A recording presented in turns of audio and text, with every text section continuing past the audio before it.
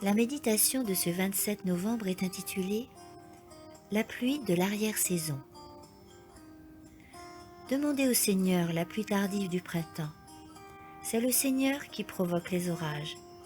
Il accordera la pluie en averse à chacun les produits des champs.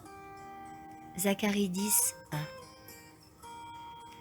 Notre Père Céleste ne réclame pas de nous ce que nous ne pouvons accomplir. Il veut que ses enfants travaillent diligemment pour réaliser les plans qu'il a conçus pour eux. Ils doivent prier pour demander la puissance, l'espérer et la recevoir afin de croître jusqu'à la stature parfaite d'hommes et de femmes en Christ Jésus.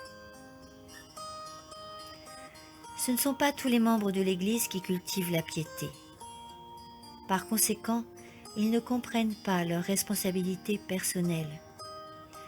Ils ne se rendent pas compte que c'est pour eux un privilège et un devoir d'atteindre le standard élevé de la perfection chrétienne. Espérons-nous la pluie de l'arrière-saison? Nous attendons-nous en toute confiance à des jours meilleurs où l'Église sera revêtue de la puissance d'en haut et par conséquent prête à travailler?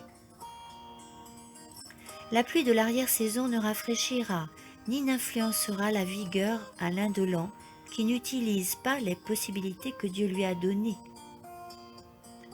Nous avons grand besoin de l'atmosphère pure et vivifiante qui nourrit et ravive la vie spirituelle.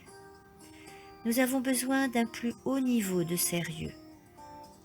Le message solennel qui nous a été confié pour le monde doit être proclamé avec une grande ferveur.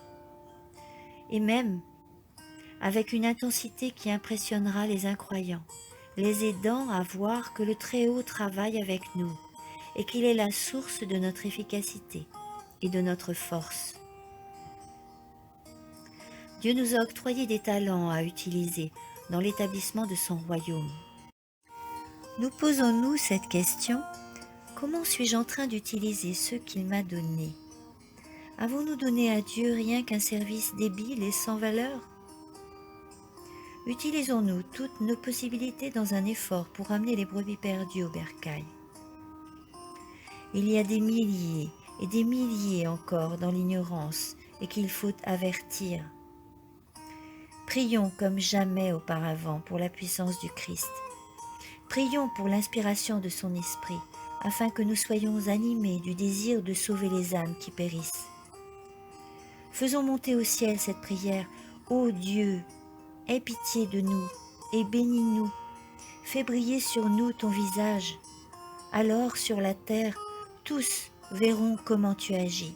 Toutes les nations sauront que tu es le Sauveur. Psaume 67, 1 à 2. Amen.